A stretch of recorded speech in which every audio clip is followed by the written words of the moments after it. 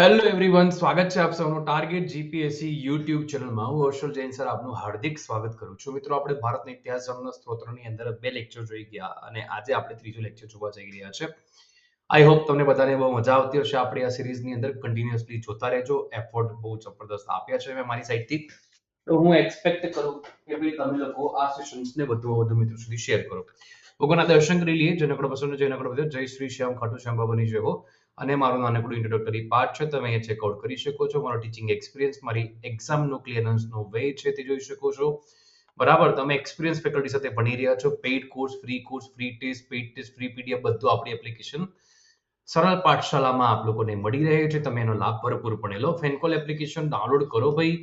તમને અહીંયા 1 to 1 live doubt તમારા શોર્ટ આઉટ કરાવડાવીએ ફ્રીમાં. તો તમારે શું જોઈએ બીજું? તો ડેફિનેટલી ડાઉનલોડ કરો. ટાર્ગેટ જીપીએસસી ને ફોલો કરી લો. બરાબર. અને YouTube ઉપર ડેલી સાંજે 6:30 વાગે આપણે મોક ટેસ્ટ કે થિયરી આવશે. તમારે નોટિફિકેશન જોતી હોય તો તમારે ભાઈ શું કરવાનું? તો તમારે ટેલિગ્રામ ચેનલમાં જોડાઈ જવાનું. એપ્લિકેશન ડાઉનલોડ કરી લો અને બંને સરળ પાઠશાળા ફેનકોલ. બરાબર. ટેલિગ્રામ ચેનલ લિંક અને ફેનકોલ એપ્લિકેશન સરળ પાઠશાળાની લિંક કોમેન્ટ બોક્સમાં પિન કરી છે. તમે ત્યાંથી અમારી સાથે જોડાઈ શકો છો. છેલ્લે આપણે ભાઈ પ્રયાગરાજ સ્તંભલેખ ભણી ગયા હતા અને હવે આપણે જોઈશું આગળનો અભિલેખ, ધેટ ઇઝ ગ્વાલિયર અભિલેખ. ગ્વાલિયર અભિલેખની જ્યારે ચર્ચા કરતા હોય તો ભાઈ આ આપણને કઈ વંચાવું નથી. બરાબર. જે ગૂગલ બાબા આપણને આપ્યું છે પણ મેં મોસ્ટ વેરીફાઈ સોર્સથી આ એડ કર્યું છે, તો આ ગ્વાલિયર અભિલેખ જ હોય.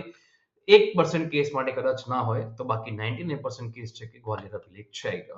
તો ભાઈ સ્થળ છે ગ્વાલિયર. 9મી સદી. ગુર્જર પ્રતિહાર શાસક મિહિર ભોજ શાસક હતા. વિશેષતા શું છે?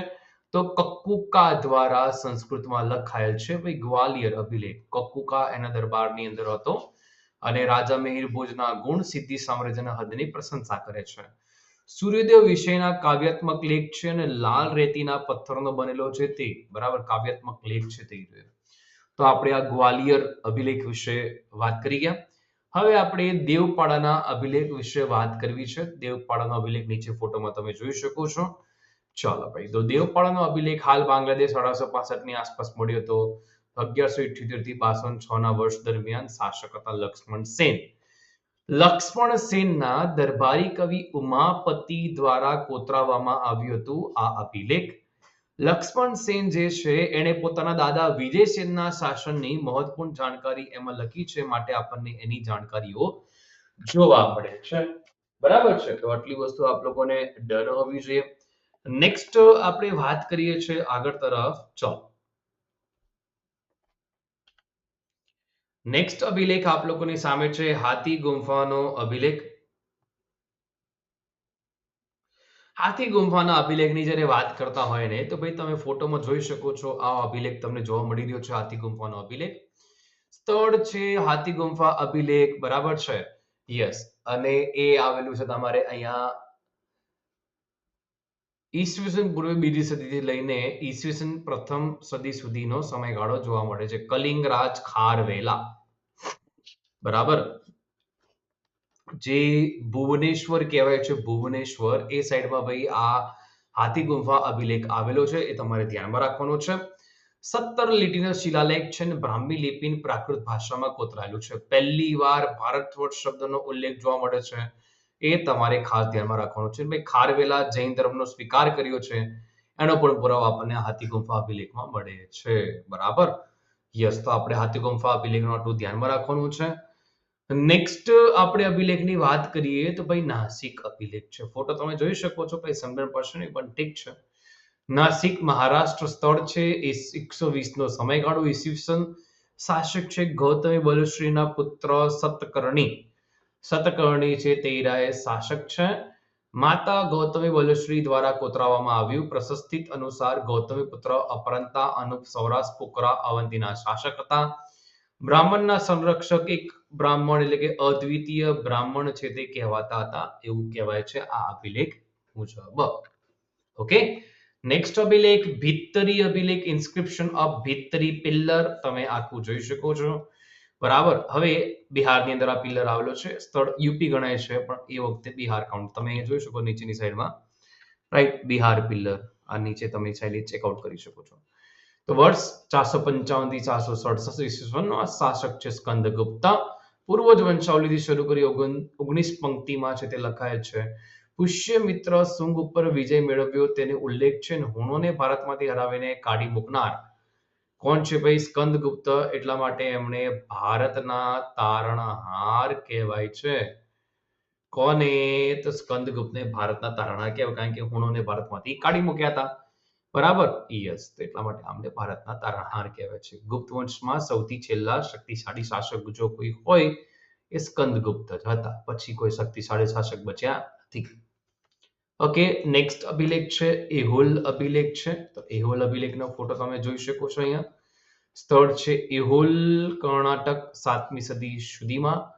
બરાબર? અને શાસક પુલકેશી દ્વિતીય હતા. પુલકેશીની અંદર દરબારી કવિ હતો રવિકીર્તિ. રવિકીર્તિ દ્વારા સંસ્કૃતમાં લખાયો છે.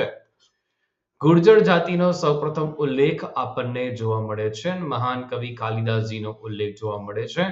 હર્ષવર્ધન અને પુલકેશી દ્વિતીય વચ્ચેના યુદ્ધનું વર્ણન પણ જોવા મળે છે. બરાબર? નર્મદા નદીના કાંઠે યુદ્ધ થયું છે એહોલ અભિલેખ મુજબ, અને એમાં ભાઈ પુલકેશી દ્વિતીય જીતી જાય છે અને હર્ષવર્ધન હારી જાય છે.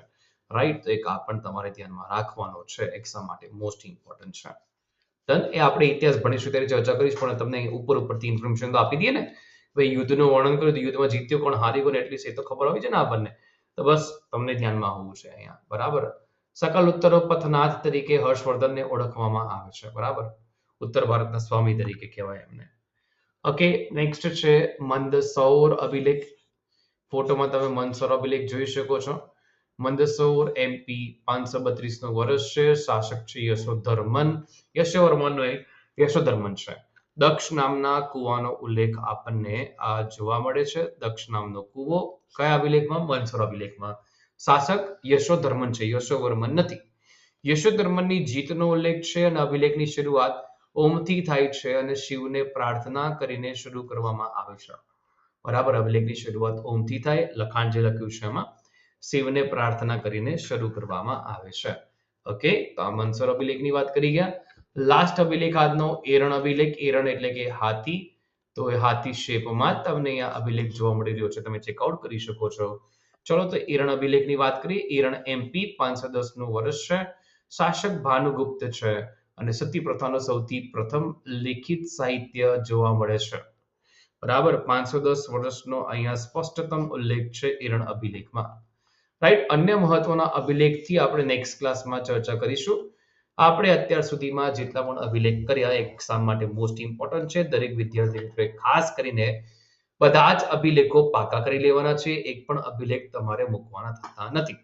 ઓકે, તો બસ આ લેક્ચરમાં આટલું જ. આપણે અન્ય લેક્ચરની અંદર શું ભણીશું? અન્ય મહત્વના અભિલેખ ભણીશું, જે તમારી માટે નેક્સ્ટ ક્લાસનું ઇન્ટરવલ અથવા ક્લાઇમેક્સ કહી શકાય. ઓકે, તો વધુમાં વધુ મિત્રો સુધી શેર કરો. આ જેટલા પણ અભિલેખ મેં તમને કરાવડ્યા, લગભગ 5 થી 6 અભિલેખ કરાવડાવ્યા. આ બધા અભિલેખને તમારે એકદમ પાકા કરી લેવાના છે. એક્ઝામમાં આપણને આમાંથી ઘણું બધું પૂછાશે. ઓકે, મળીએ છીએ નેક્સ્ટ ક્લાસમાં. જય હિન્દ, જય ભારત, જય જય ગરવી Gujarat. Take care, bye. Next ક્લાસમાં મળીશું. Thank you for watching this video. Subscribe, share and like.